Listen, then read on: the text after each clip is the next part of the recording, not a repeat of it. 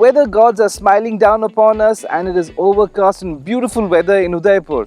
But more on that later. Today we're going to talk about one of the most important vehicles from Maruti Suzuki. It is the Grand Vitara. Why is it so important for Maruti Suzuki? Well, the mid-size SUV segment has not come off well for them.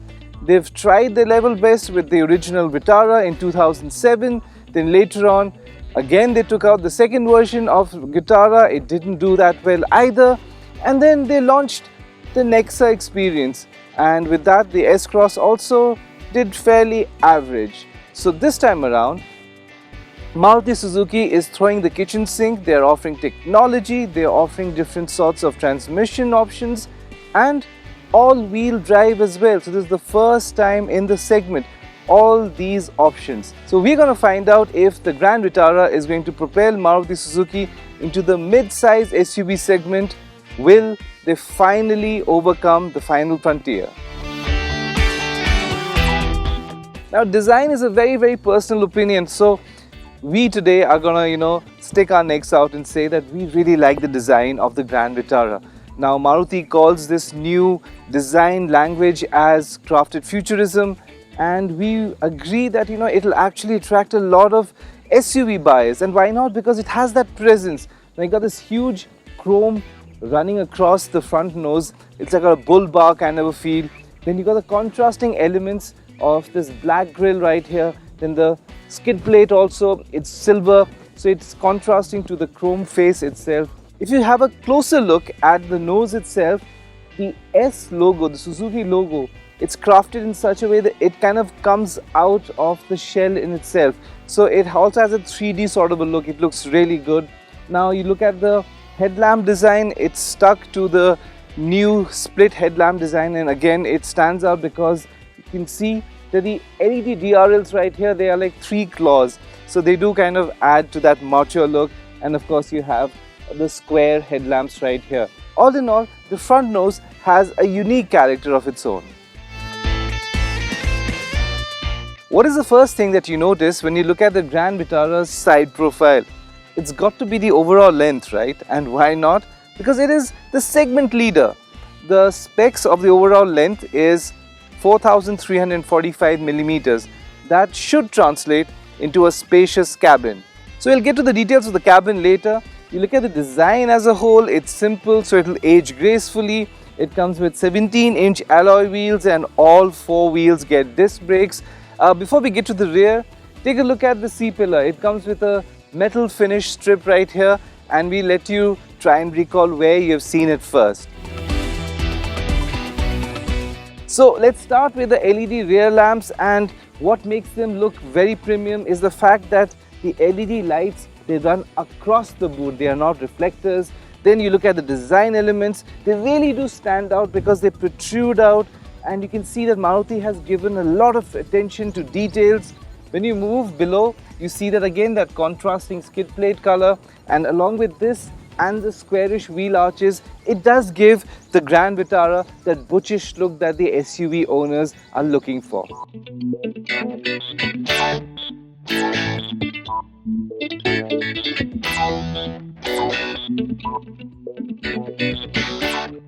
When you step inside the cabin, there are a lot of familiar elements, and why not? Because this is a partnership between both Toyota and Suzuki, and we'll get to the familiar elements in a while. Let's talk about the dual tone cabin. It has a Bordeaux and black combination. It actually looks quite rich. Then if you look at the center console, it has a piano black finish, and the top of the line gets a 9-inch touchscreen. Based on the trim that you opt for, like for example the full hybrid version, that comes with a fully digital 7-inch instrument cluster.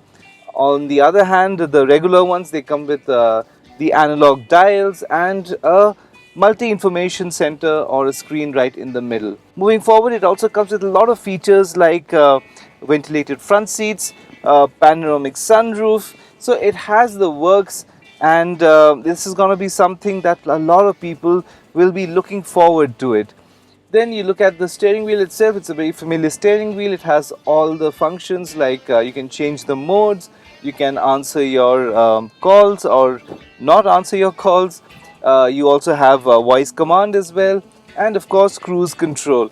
So the steering wheel is something that you have seen in the Brezza, so it's very similar to that same thing.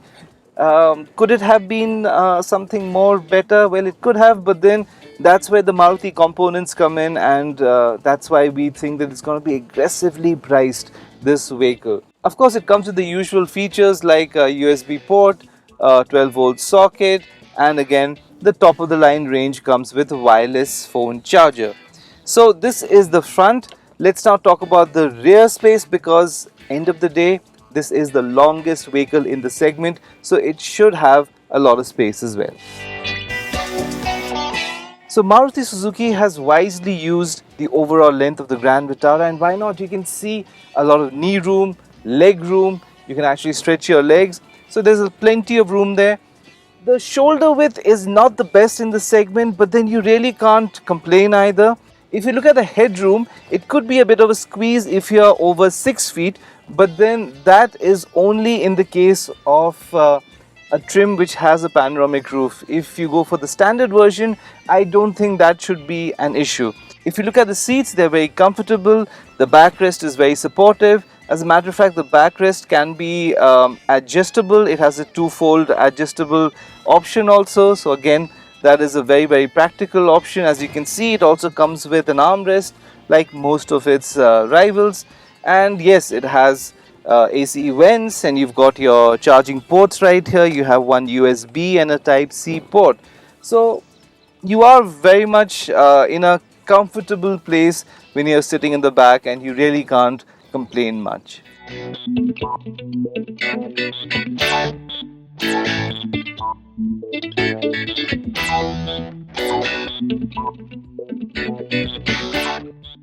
So the Grand Vitara is available in two engine options, and both of them are 1.5 litre petrols, but they are two different engines. The mild hybrid is the one that we've seen in a lot of different vehicles, and recently in the new Brezza. While the other hybrid, full hybrid powertrain, that is a Toyota powertrain altogether. So let's start with the full hybrid version. Now this one has a power output of around 91 bhp from the engine, and there's a motor. There's a 5.9 kilowatt motor. Now that churns out around 79 bhp, and the total output is around 114 bhp. These numbers may not sound very exciting, because when you look at its competition like the Hyundai Creta, the Kia Seltos and the others, it's not really up there with the numbers, but it's all about technology with the Grand Vitara, and that is the reason why when you start off the car, it goes on EV mode, and it's very smooth, and there's absolutely no lag because it's EV, right? And we all know with EV, it's just instant power. So that is a very smart thing about the hybrid. Now the car also automatically chooses the 3 riding modes by itself based on the throttle response. That would be the EV mode, then the hybrid mode, and of course the complete engine mode, the petrol mode. Now how does it drive? How is the response? Well, it's all about fuel efficiency, honestly speaking. Let's just cut to the chase there. That's what Maruti's USP is all about, and they want to play to the fullest. So this is going to be the most fuel efficient vehicle in the segment by far. According to Maruti, it offers just over 27 kilometers. This is the full hybrid we're talking about. So even if it comes down to 10 kilometers, it's like in real world conditions it'll be 18 kilometers per liter, but we expect it to be around 20, so that's very impressive. Then furthermore, how is the ride? Now the ride quality is sublime, to say the least. It is made in India, this car. That's the reason why the suspension setup is spot on. We just went over a speed breaker, and we're gonna go again over another speed breaker, and it just neutralizes it. It's not the best part about the suspension setup is it's not springy. So once it goes over the speed breaker, it beautifully cushions, and that is a brilliant thing for the rear passengers, because it doesn't just float around, it doesn't wallow. So that is a very, very good thing, and ensures the ride quality is not compromised.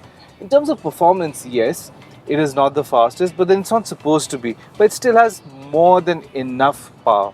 The mid-range is not going to have that punch that you notice in the other competition SUVs, but it does have that class leading fuel efficiency, which no one can even get near it. So that is its USP. In terms of handling, well, it is a heavy car, and again, you can see how easily it cushioned that ditch.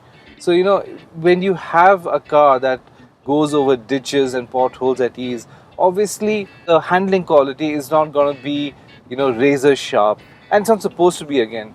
But again, it offers you decent confidence. You don't feel like the car is going to go the other way, and the car's weight will be weighing in on you. Absolutely not. It just gives you more than enough confidence, and that's all it is all about. It's about linear driving, it's about fuel efficiency, it's about great ride quality, and it's a very, very spacious car as well.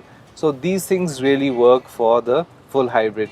We'll just quickly talk about the mild hybrid because we've spoken about it time and time again, and it churns out 102 bhp. It used to be a lot more responsive, but with BS6 norms, the mid-range punch has gone down a bit, but then the fuel efficiency has shot up. It used to officially return around 17 to 18 kilometers per liter. Now Maruti claims that the manual offers over 20 kilometers per liter, and the 6-speed automatic returns around over 19 kilometers per liter. So again, even in the mild hybrids case, it's all about efficiency, and it returns also very high. And again, it's bang value for your money. The steering wheel is on the lighter side, and that will be appreciated by many because most of them will be driving in city conditions, commuting from A to B point or from office to home. So you will appreciate the lightness, but it is still, gives you decent feedback, and at the same time remains stable on high speeds. So all in all, it is going to be one of the most fuel efficient, and maybe, just maybe, we are hoping so, to be the most value for money vehicle. So it's quite obvious that Maruti Suzuki is covering all its bases. Now, the Vitara comes in two different engines. One is a mild hybrid, and we all know about it because that is the same engine that propelled the Brezza to the segment leader position. The other one, and the more interesting one, is the full hybrid version, and that Maruti is going to use to attract diesel SUV owners. And if you are into a bit of mild off-roading, well, then you have the AWD version, or the all-wheel drive version, and for that we have a separate review, and we are sure that it's going to knock the socks out of you what it is capable of.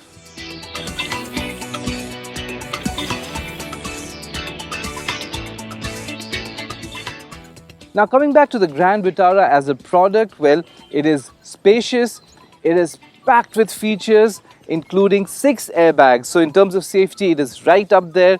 Then it comes with a very, very fuel efficient engine. As a matter of fact, the company claims it is the most fuel efficient SUV in the segment. So now it all comes down to the price, and knowing Maruti, it is going to be aggressively priced. As a whole, the vehicle is going to be one practical vehicle. You can easily commute, you can drive on the highway without compromising on fuel efficiency. So now we just wait for the launch of the Maruti Suzuki Grand Vitara. Thank you for watching Express Drives, and if you haven't subscribed, please do so. Do click on the like button and let us know what you think of the brand new Grand Vitara.